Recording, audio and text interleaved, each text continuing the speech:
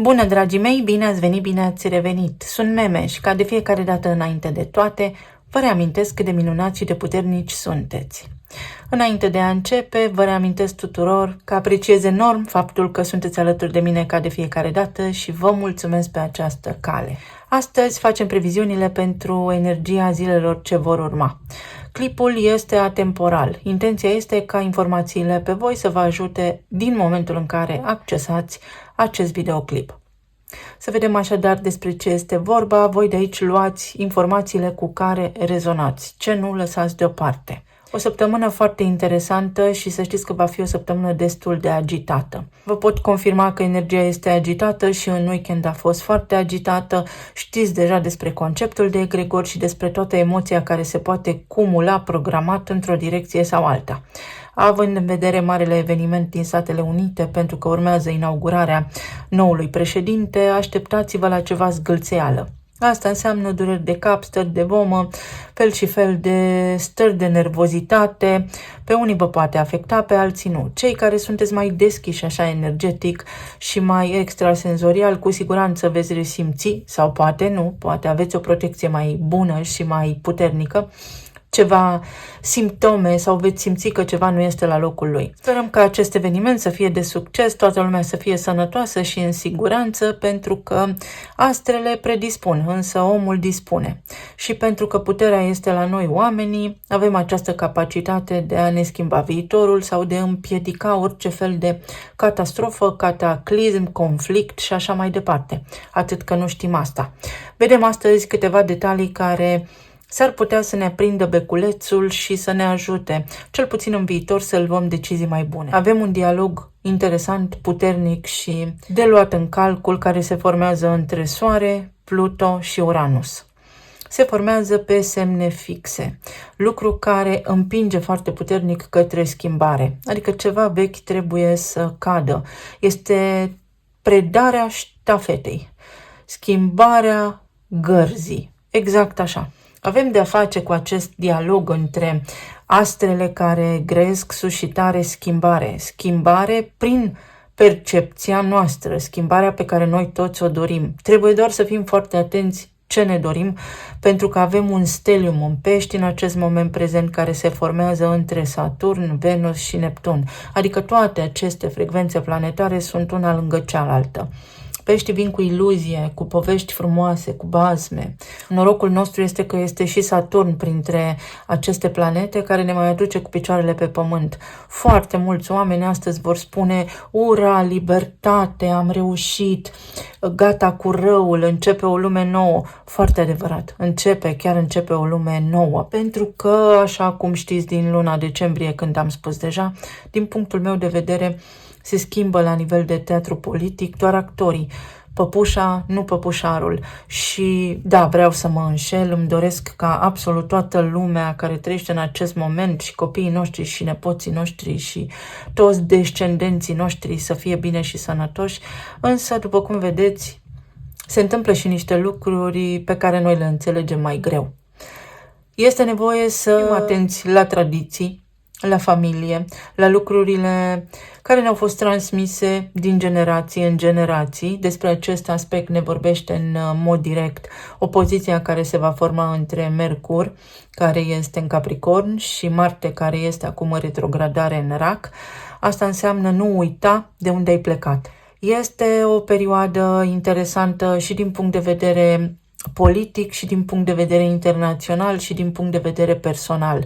Lucrurile vor tinde să ia amploare. Sau este ca și când acum ne-am urcat toți în acest tren și mergem, plutim așa cu vântul schimbării, entuziasmați că ceva în sfârșit începe, însă nu știm către ce ne îndreptăm. La nivel personal, poate fi o perioadă unde în relațiile tale de iubire, în relația ta de iubire, în relațiile de parteneriate de orice fel, poate domni armonia. Îți poți aduce liniștea în relații, poți clarifica ceva, poți stabiliza ceva, mai ales când vine vorba despre tradiție. Se poate întoarce cumva o roată în favoarea ta.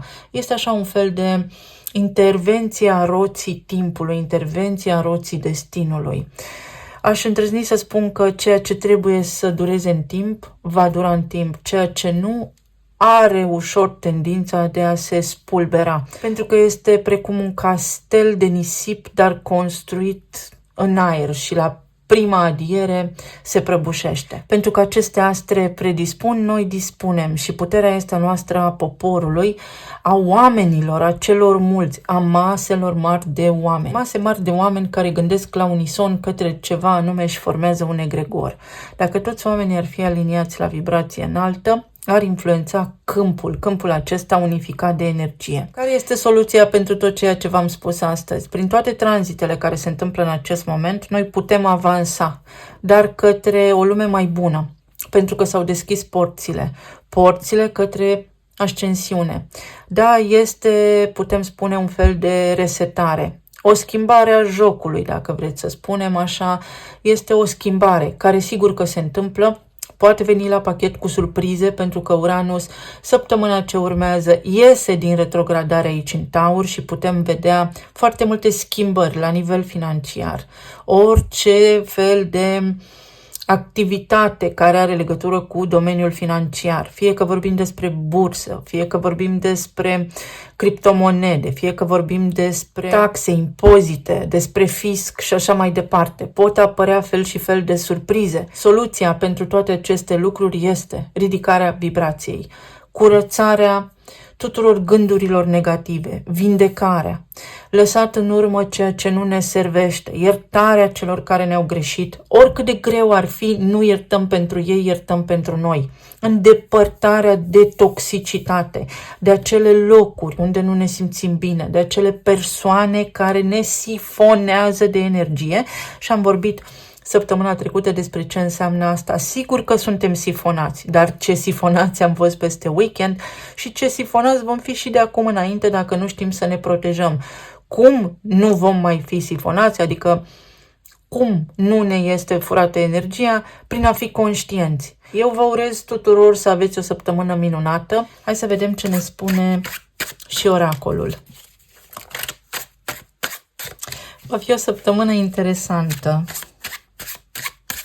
Foarte interesantă. Avem un mic impas, însă atenție. Avem casa a 6 aici, care de drept în astrologie are legătură cu Fecioara. Fecioara este perfecționistă, ușor critică, dar și foarte organizată. Tot în casa a 6 vorbim despre rutină, sănătate, despre locul de muncă, mentori, animalele de companie. Acolo unde credeți că nu aveți cum să vă mișcați, acolo unde credeți că nu există nicio șansă sau acolo unde vă simțiți voi acum foarte stresați, nu abandonați ideile, nu intrați în panică, ci căutați soluții pentru că ele există. Exact cum am spus, este o perioadă ușor tensionată în care pare că lucrurile s-ar putea să nu se rezolve, întârzieri la transporturi, la plată, ceva provocări la mici producători, mari producători, de ce nu? Însă nu sunt lucruri care rămân așa.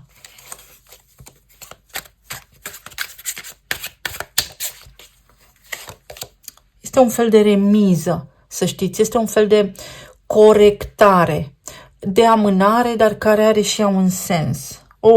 Saturn, sigur că da, însă vorbim aici despre responsabilitate. Nu te da bătut și nu te abate de la planul tău, cel puțin de la obiectivul pe care îl ai. Dar fii adaptabil, pentru că Saturn este stăpânul inelelor, ochiul care veghează și care știe tot. Astfel că, dacă tu îți faci treaba, nu ai cum să nu reușești. Poate fi și o săptămână bună, o perioadă bună pentru noi angajamente, pentru lucruri care acum capătă formă, ceva ce se poate concretiza. Un sfârșit de ciclu. Și Neptun, dragul de el, care este tot în Pești, la sfârșitul lunii martie intră în Berbec și va fi deja o altă poveste. Inspirație. Vei fi ghidat, vei avea inspirație. Al 6-lea simț, ceva de ultimă oră. Îți vine o idee și îți vine o idee fix atunci când ai tu nevoie mai mare. Nu te da bătut, este doar o iluzie. Vezi că mai ai un răspuns, vezi că mai ai o soluție. Și aici avem gâștele. Ia-ți un angajament ferm, familia. Uite, poți manifesta cea mai profundă dorință a ta. Este necesar să te aliniezi la o vibrație înaltă, să nu pici în acea stare de frică și de teamă. Să știți că se poate, nu v-aș spune dacă nu aș crede ce spun.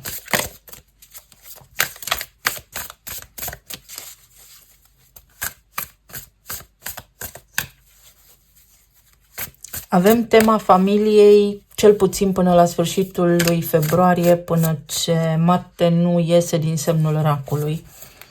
Familie în sens de trecut și de deprinderi comportamentale, de modalitate în care noi facem lucrurile. Dacă ceva nu funcționează, transformarea vine prin Pluton. Trebuie să ne transformăm, trebuie să schimbăm ceva. Și abordăm relațiile, planul financiar, emoțional.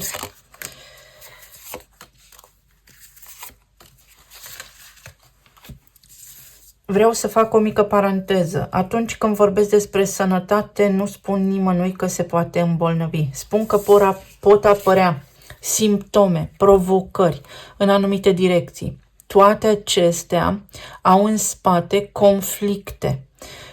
Funcționăm după legi biologice. Eu doar semnalez ceva, iar voi puteți cerceta conflictele din spatele simptomelor pe care voi le resimțiți.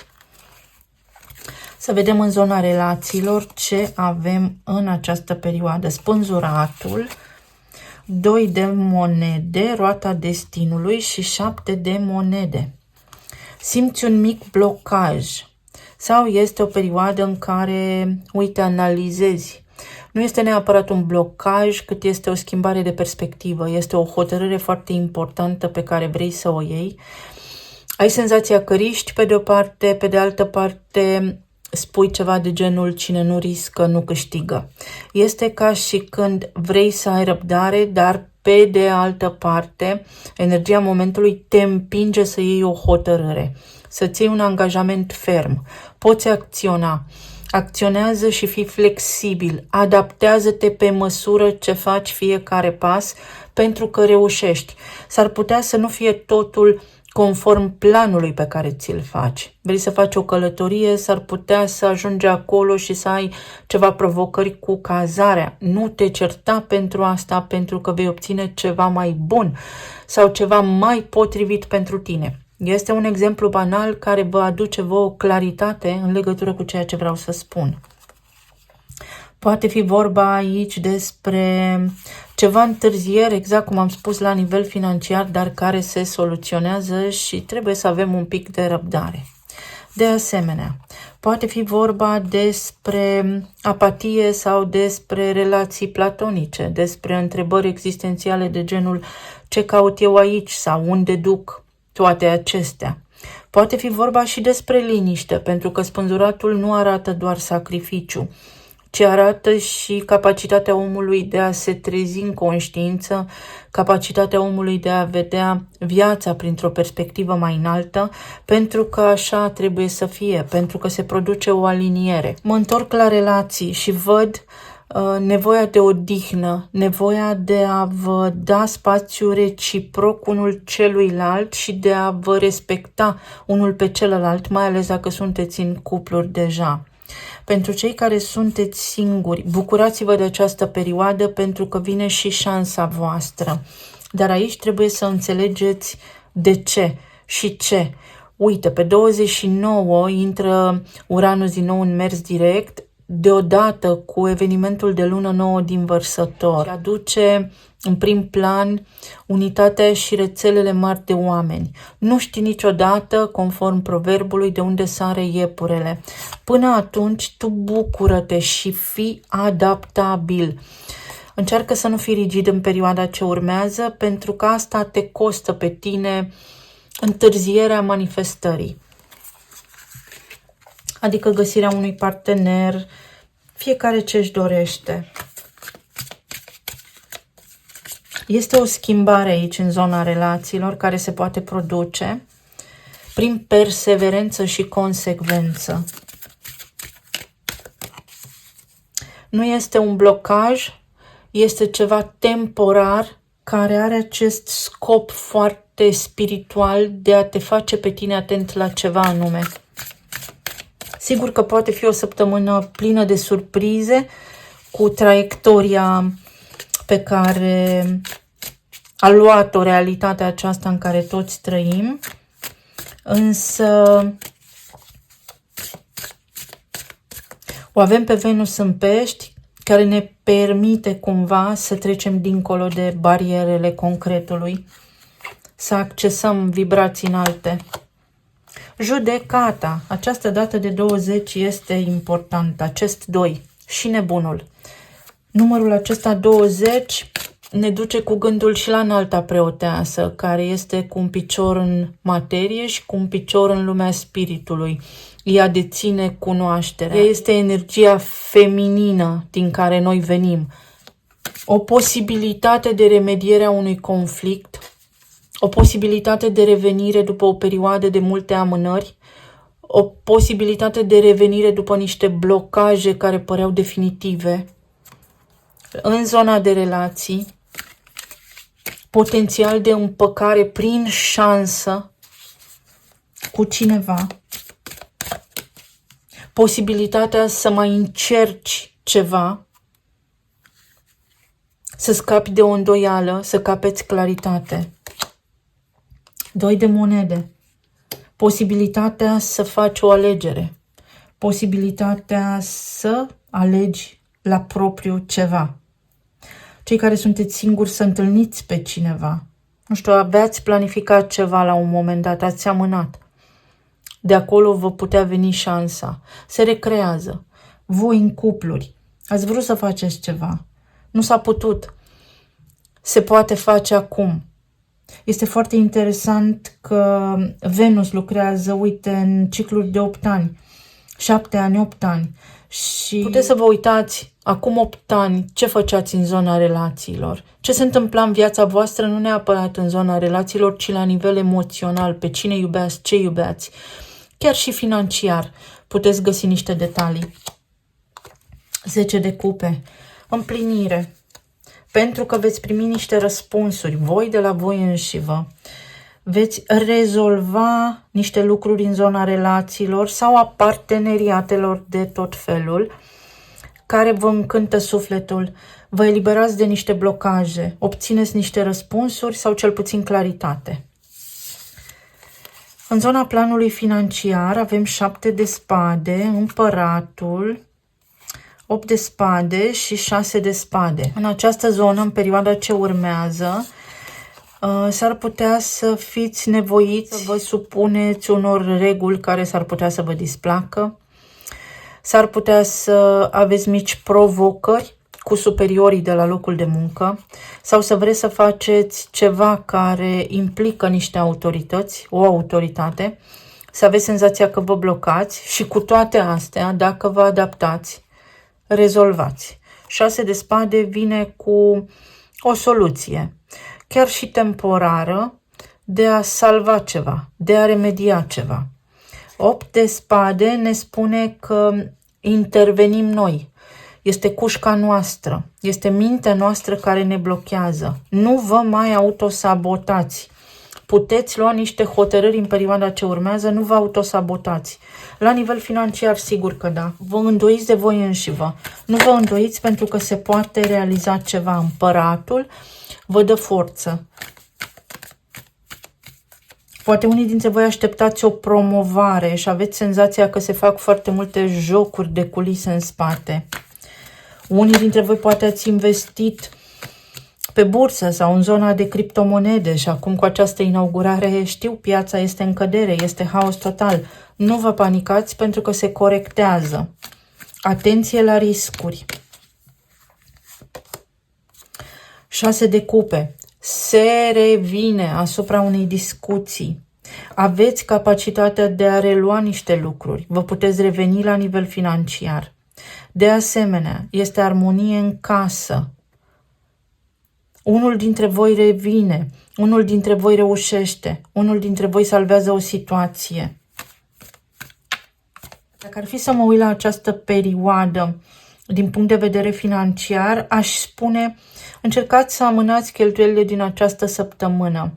Nu faceți investiții majore. Dacă aveți de cumpărat ceva ca și sumă foarte mare, așteptați un pic, sigur că da, dacă se poate, nu pentru că vă spun eu, pentru că se echilibrează ceva, se rezolvă ceva. Poate fi vorba aici pentru unii dintre voi, atenție, despre reluarea unei conexiuni cu cineva de la locul de muncă, mai ales dacă ați avut vreo atracție, vreun sentiment, vreo poveste, vreo idilă cu vreun superior de-al vostru sau cu cineva care s-a crezut superior. Poate fi vorba despre o discuție, o reluare a unui potențial. Cavalerul de monede, o șansă și o ofertă, o posibilitate de rezolvare a unui conflict pe zona aceasta financiară și nu numai. Este vorba despre inspirație, este vorba și despre un feedback negativ, despre niște bârfe, iese la suprafață. Dacă cineva a mințit sau a vorbit incorect despre voi, iese la suprafață. 10 de spade, depășiți acel conflict. Sigur că v-ați stresat mult, dar uite că iese soarele. Soarele vă ajută să vedeți în această perioadă cine vă este cu adevărat prieten și cine nu. Pe cine vă puteți baza la locul de muncă și pe cine nu. Sau ce faceți bine legat de veniturile voastre și ce nu. Și vă arată și cum să transformați înspre binele vostru această situație. Poate fi și în sfârșit am încasat, în sfârșit iau niște bani sau în sfârșit apar niște bani, mă ajută cineva atunci când mai mare nevoie aveam. În zona emoțională avem cavalerul de spade, niște vești surpriză, niște vești bombă. 4 de spade, asul de spade și temperanța. Niște vești care vă întrerup starea de veche, vă scot din zona de confort. Ceva absolut fantastic. Uite, erați voi liniștiți așa, într-o zi oarecare și dintr-o dată apar niște vești care vă scot din zona de confort, dar care vă aduc liniștea. În sensul că veți scăpa de o durere. Pe de o parte, unii dintre voi trebuie să începeți să vă educați în această zonă a sănătății și să înțelegeți holistic cum funcționează întreg corpul uman. Pe de altă parte, vi se spune liniștește-te pentru că mintea ta te îmbolnăvește, ceea ce este și adevărat. Vă dau imediat și un exemplu. Pe de altă parte, la nivel emoțional, dintr-o dată apare o veste tulburătoare, fascinantă, deopotrivă, care te liniștește, îți aduce liniște. Este un eveniment foarte plăcut, este ceva foarte bun. Asul de spade, ce ne aduce? Este o schimbare de direcție, este un început, este o revenire pe propriile picioare. 4 de monede, stabilitate. Îți aduce o întrerupere a zonei de confort, așa cum am spus, și uite, vestea te bucură. Hai să vă... am făcut gălăgie. Unde am pus cartea? Uite aici. Vorbesc și singură, nu vorbesc cu voi. Voiam să vă arăt. Am o carte, nu-i fac reclamă, am cumpărat-o. Să știți că toate cărțile pe care vi le arăt, le cumpăr cu banii mei, câștigați prin munca mea. Am avut un moment din acela de aha, o revelație în legătură cu cuvântul prostată. Și vi-l arăt. Doar cu acest cuvânt, mă rog, mă gândeam eu la ceva anume. Prostată. Prost este un cuvânt și tată este alt cuvânt. Sigur că are legătură cu masculinitatea și are legătură cu energia masculină. Să vedem ce găsim aici în cartea asta legat de conflictul din spate. Când vine vorba despre glanda prostată. Avem de-a face cu un conflict sexual, posibil lipsa activității sexuale, iar conflictul este în strânsă legătură cu urmașii, îngrijorarea pentru urmași proprii, nepoți, inclusiv când se lasă o moștenire. conflict tipic masculin legat de bărbăție. Omul nu se mai simte suficient de bărbat. Deci, ai tu senzația că ești un tată prost sau partenerii voștri de viață au un conflict unde ei se simt mici. În general apare conflictul de prostată pe măsură ce înaintezi în vârstă. Acolo apar provocările când gândul ție, mintea îți spune că nu mai e suficient de bun și așa mai departe. Este doar un exemplu pentru ca voi să înțelegeți și să începeți să vă dați așa vălul de pe ochi la o parte, pentru că trăim într-o lume complexă, frumoasă, care ne zdruncină, dar altfel nu se poate, se pare, să ne trezim. Hai să vedem ce ne spun și talismanele.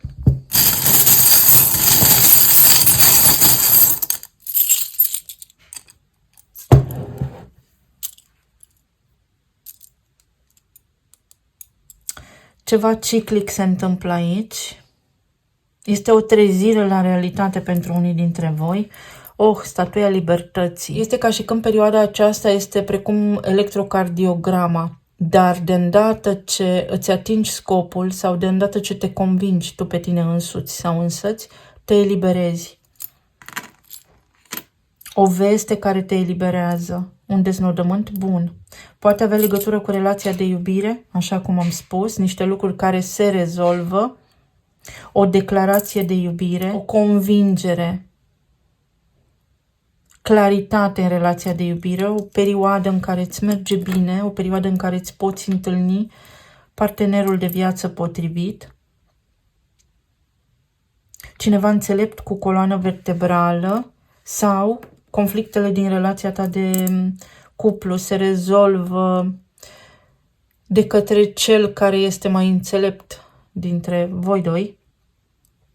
Pentru alții dintre voi este vorba despre o renunțare la niște vicii, la niște excese. Este necesar să renunți la ceva ce este excesiv. Ce este al tău este pus deoparte. Așadar, nu forța lucrurile. Când simți că te izbești de zid, încearcă să vezi o altă cale prin care poți să rezolvi, pentru că poți rezolva. Pentru alții dintre voi este o mare confirmare, o săptămână foarte bună în zona relațiilor, o vizită. Pentru alții dintre voi este ceva legat de locul de muncă, unde se întâmplă un lucru mult așteptat. Uite împărăteasa, am avut împăratul aici și uite banii, așa cum am spus. Se remediază ceva la nivel financiar, unii dintre voi puteți discuta despre o promovare, despre o mărire de salariu sau inclusiv puteți fi promovați. Începeți o funcție nouă. Pot fi și niște bonusuri, niște măriri care pot fi inclusiv legate de o ajustare din cauza inflației. Aici avem o vulpiță și o cheie. Nu este o pisicuță. O șansă pe care poți acum să o accesezi. Se creează așa la nivel de energie un fel de vortex pentru ca tu să ajungi acolo unde îți dorești. Cheia Sol. O aterizare. Ajungi acolo unde trebuie. Ajungi. Nu te îngrijora. Rezolvi ceva. Nu te îngrijora. Inițialele sunt Q. Este la ordinea zilei. Și COO. Chief Operating Officer. O funcție mare, o interacțiune cu niște autorități sau niște vești care sigur că au legătură cu planul internațional, de aceea v-am vorbit despre asta. Este doar un ocol, dar Q este cea de 17-a literă din alfabet. 17 este steaua și la 17 avem omnisciență și omniprezență. Vei ajunge acolo unde trebuie, folosește-ți busola interioară. Și 0, când se aliniază planetele alea, este ca și când am avea un plan, 0, un început. Puteți avea parte de un început, să înceapă ceva foarte bun, satisfăcător, minunat pentru voi. Vă mulțumesc tare mult, vă îmbrățișez cu drag, să fiți bine, sănătoși și iubiți și să ne auzim cu bine data viitoare. Pa, pa!